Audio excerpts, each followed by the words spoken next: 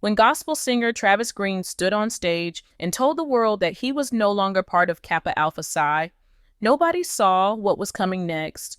You won't believe how fast that one statement turned into a storm. Within hours, social media caught fire. Some people cheered, saying he had chosen God above everything else. Others were angry, calling him disrespectful and ungrateful. Fraternity brothers felt betrayed, gospel fans were confused, and the Christian community stood divided. What looked like a personal choice became something much bigger, a moment that questioned how far faith should go when it comes to loyalty and tradition. But here's the shocking part. This decision didn't come out of nowhere. It was years in the making, and deep down, it had everything to do with a man who had been wrestling between his past and his purpose. Let me tell you, Travis Greene was not a stranger to faith or miracles. He was born in Delaware on January 17, 1984, and from the very first day of his life, destiny took an unexpected turn. He was declared dead at birth. The doctors had already given up, but his mother refused to believe it. She prayed over his body, and moments later, he started breathing again. That moment changed everything. His mother always told him that God had brought him back for a reason, and as Travis grew up, he started believing it too. But that wasn't the only miracle in his story. When he was a little boy, he fell from a building and lost his pulse again. Once more, he survived. People around him began saying that he was living proof of divine purpose. Maybe that's why he always carried a sense that his life was meant to mean something more than ordinary. As he grew older, music became his way of connecting with that purpose. He started singing in church, writing songs about faith, hope, and survival. Later, his songs Intentional and Made a Way touched millions. He became one of the most respected gospel singers in America. But this is where it gets interesting, because while everyone saw a successful artist, very few knew the spiritual battle that was quietly growing inside him. When Travis went to college, he joined Kappa Alpha Psi, one of the most famous Black fraternities in the United States. For many young men, joining that fraternity was a dream. It was a symbol of unity, success, and strength. Founded in 1911, it stood for achievement and community service. For Travis, it was a way to belong, to grow, and to connect with others who wanted to make a difference. At that time, it felt right. But as his faith deepened, something inside him began to shift. You see, fraternities like Kappa Alpha Psi have traditions and rituals that are full of symbols, secrets, and brotherhood. Most people see it as harmless, but some Christian leaders have said that these rituals mix culture with spirituality in ways that can be confusing for believers. Travis started noticing those same concerns. He began to feel that some of the things he once took part in didn't line up with his growing relationship with God. It didn't happen overnight. It was slow, like a quiet voice inside him asking hard questions he didn't want to answer. But here's where the story takes another twist. As Travis became more famous in gospel music, that inner struggle became harder to ignore. He wasn't just a singer anymore. He had become a pastor. He and his wife, Jackie, started a church called Forward City in Columbia, South Carolina. Thousands of young people looked up to them. They saw him as a man of faith, honesty, and worship. But behind all that, he was carrying a secret weight. He loved his fraternity brothers, but he also felt something was wrong. For years, he tried to find peace with it. He told himself he could balance both worlds, his fraternity life and his faith. But as time passed, that balance became impossible. The more he preached about surrender and obedience, the more his conscience reminded him that he hadn't fully surrendered. Some people close to him later said that Travis had been questioning his membership for years before he ever said a word about it. Publicly, it was like a fire building quietly, waiting for the right moment to break out. Then came the day that changed everything. He was speaking during a worship service. Not at a concert, not at a press event, just a regular Sunday, in front of his church family. Nobody expected anything unusual, but as he started talking about obedience and purity, his tone changed. He said that there was something he had carried for a long time, something that no longer gave him peace. And then, in front of everyone, he said the words that sent shockwaves across the country. He said he could no longer call himself a member of Kappa Alpha Psi. He said his allegiance now belonged only to his faith and not to any organization or tradition. The internet had turned into a battlefield overnight. You won't believe how fast opinions clashed and emotions spilled everywhere. Hashtags like hashtag Travis Greene, hashtag Kappa Alpha Psi, and hashtag renunciation began trending within hours. Supporters called him a true man of God, someone who wasn't afraid to walk away from worldly recognition. But critics accused him of disrespecting a legacy that had shaped generations of Black men. Fraternity members felt he had embarrassed them publicly. Some even said he should have handled it privately if it was really about faith. And then there were the neutral ones, people just trying to make sense of what had happened, asking one big question. Was this really about obedience, or was it a public statement meant to go viral? Let me tell you, this wasn't a small disagreement. It became a culture war. Faith versus fraternity, conviction versus tradition. For every person who praised his courage, there was another calling him misguided.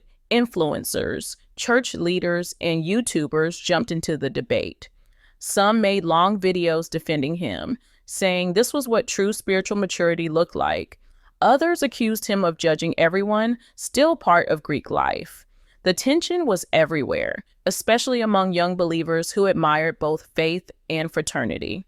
What makes the story different is how personal it felt to everyone watching. People saw their own struggles in his choice. The feeling of being torn between fitting in and standing apart. But here's where it gets interesting. Behind all the noise, there was a truth nobody was talking about. This decision wasn't something Travis made overnight. Insiders later shared that he had quietly stepped back from fraternity activities long before his announcement. For years, he had skipped reunions, avoided certain events, and kept his distance from fraternity traditions. It wasn't because of hate or pride. It was because his spirit had started to wrestle with something deeper. He often spoke in private about wanting to live in total alignment with his faith. He used to say that even good things could become dangerous if they stood between him and God. Still, the craziest part was how people twisted the story. Some accused him of using the moment to gain attention for his church or his music. They called it a publicity stunt. But those who knew him personally said that couldn't be further from the truth. Travis wasn't chasing clout. He was carrying conviction. For months before his public statement, he had told his close friends that he felt God asking him to let go of something important, something that represented pride and achievement, that something he realized was his fraternity membership. After his announcement, Travis went silent. He didn't post explanations, didn't argue with critics, didn't release statements. That silence only fueled the curiosity. People kept asking, was this really God speaking to him or just guilt? The longer he stayed quiet, the more people started searching for answers themselves. And while the internet debated his motives, something unexpected started happening. Church groups and small ministries began using his story as a conversation starter. They started talking about obedience, idols, and identity. They asked questions most people had ignored for years. Can faith and fraternity coexist? Can a Christian belong to an organization with rituals they don't fully understand? But here's the shocking part. As people were arguing online, something else was quietly unfolding behind the scenes. Travis's decision began inspiring others, some public figures, some regular church members, to re-examine their own connections. A few even came forward to say they had walked away from certain groups, contracts, or organizations that they felt conflicted with their beliefs. Nobody expected that his personal stand would start a wave of similar confessions across social media. Meanwhile, fraternity members were posting long statements on Facebook and Instagram, explaining how Kappa Alpha Psi stood for service and brotherhood, not worship or idolatry. They said Travis had misunderstood the mission, that the organization was about leadership and excellence, not spirituality. But others inside the fraternity admitted that, deep down, they understood his struggle. Some even reached out privately to thank him for being bold enough to say what they had been afraid to. As the days passed, the controversy only grew. Churches began preaching sermons about it. Podcasts discussed it. Bloggers wrote think pieces about faith versus fraternity. Travis's name was everywhere, and yet he remained silent. People began seeing his silence as strength, almost as if his stillness was speaking louder than any statement could. Destiny took an unexpected turn again. His moment of surrender had turned into a national debate. As the controversy continued to swirl online, the story began to take an even deeper turn. Let me tell you, the craziest part was how personal this decision had been for Travis. Many people only saw him as a singer or a pastor, but behind the headlines, he had been struggling privately for years.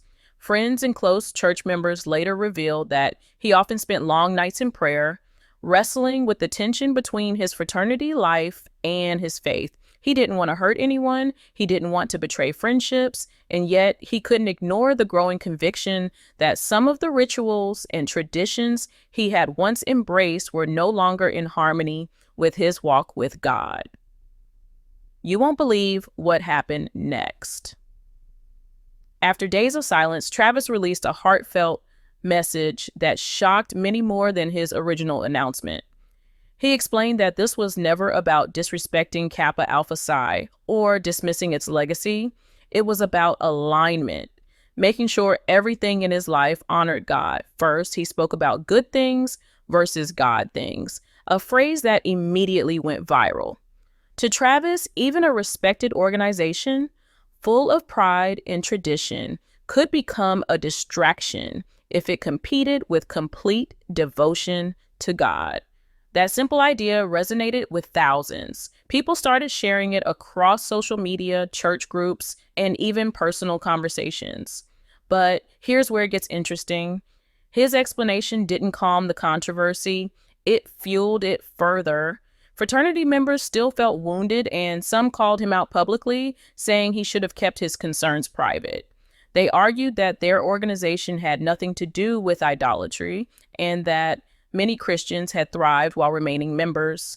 On the other hand, church leaders and believers praised him for courageously putting his faith first, saying this was a rare example of someone truly living what they preached.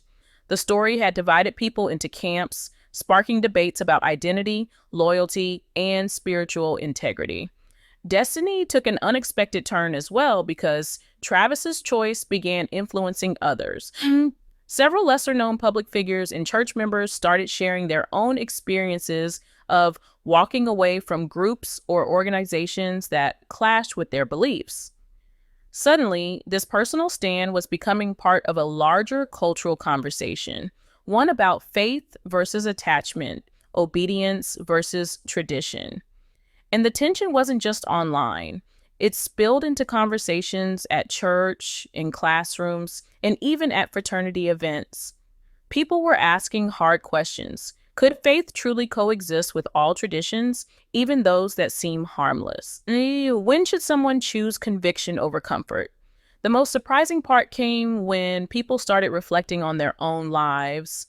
Believers began questioning what they held on to, whether it was friendships, awards, or affiliations. Could these attachments, even positive ones, secretly distract them from God's calling? And this is what made Travis Greene's story different. It wasn't just about him anymore. It had become a mirror for millions. People started examining their loyalties, wondering if they had ever compromised their convictions for acceptance, pride, or community. Even in the midst of criticism, Travis maintained calm and grace. He didn't engage in arguments or debates. Instead, he continued leading worship, preaching, and inspiring his congregation through example. His silence became a message in itself, a message that obedience sometimes required patience, humility, and courage, especially when everyone else is watching and judging. But here's the shocking part. While most believed the story had reached its climax, the real impact was only beginning. Soon after, his church community started noticing changes too. People who had been attached to worldly or cultural expectations began speaking openly about their struggles. Travis's act of renunciation had opened the door for honest conversations that had been avoided for decades. Discussions about faith, loyalty, and tradition became central in church services, mentorship programs, and even informal gatherings. What makes this story different is that one man's personal decision had turned into a ripple effect, touching thousands of lives in ways nobody could have predicted. And yet, the controversy wasn't over. Some critics remained relentless, accusing him of exaggerating his struggles or being judgmental toward those who stayed in Greek life. But the craziest part was that even this criticism further amplified his message. People began to understand that spiritual alignment isn't about pleasing others. It's about being true to what you believe. Travis had shown that sometimes faith demands a hard choice, one that could cost friendships, reputation, and comfort, but ultimately leads to freedom. As the story continued unfolding, Travis Greene's decision began to leave a lasting impact that went far beyond the headlines. Let me tell you, the craziest part was how his personal stand became a lesson for so many people struggling with similar battles in their own lives. What makes this story different is that it wasn't just about a singer or a pastor. It was about a man who had chosen conviction over comfort, faith over tradition, and obedience over social expectation. His message resonated not only with churchgoers, but with anyone who had ever faced a choice between doing what feels right and doing what is expected of them. But here's where it gets interesting. After the initial storm of reactions, something unexpected began to happen. People from all walks of life, including former fraternity members, young Christians, and even some influencers, started sharing their own experiences of letting go of attachments that didn't align with their beliefs. They admitted that they had felt conflicted for years, but never had the courage to act. Travis's story became a mirror, showing that walking away from something familiar is hard, but sometimes necessary. Destiny took an unexpected turn because his act of obedience sparked a quiet, growing movement, a movement of people choosing faith and purpose over culture and pride. Despite the praise, criticism, and endless debate, Travis stayed grounded. He didn't post angry responses, engage in arguments, or try to prove anyone wrong. Instead, he continued focusing on his ministry and music, letting his actions speak louder than words. And this is the part that truly caught people by surprise. The more silent and composed he remained, the more powerful his message became. People began to understand that faith isn't just about public declarations. It's about consistent, private choices that honor God. Even when the world is watching, the aftermath revealed another shocking layer. Some fraternity members who initially felt hurt or betrayed later admitted privately that his words had forced them to reflect on their own commitments and beliefs. Even within the Christian community, leaders began using his story to spark conversations about idolatry, attachment, and spiritual alignment. Church services, mentorship discussions, and youth programs started addressing topics that had long been ignored. Travis Greene hadn't just renounced a fraternity, he had ignited a movement of introspection and courage.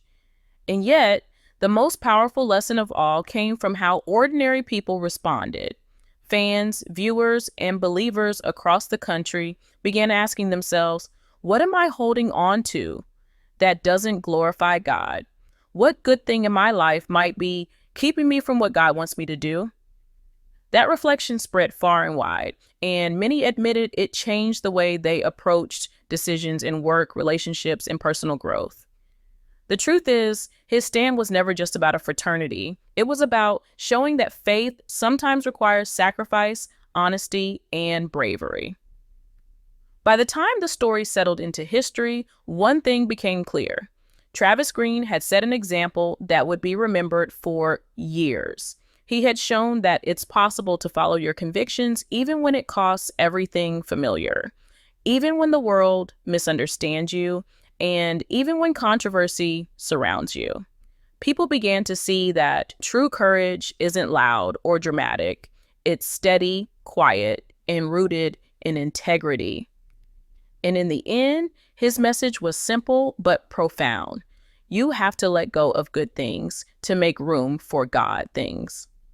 And so the legacy of that announcement continues, not just in headlines or trending topics, but in the lives of countless believers, fans, and ordinary people who saw man choose faith above all else. Travis Greene didn't just make a statement.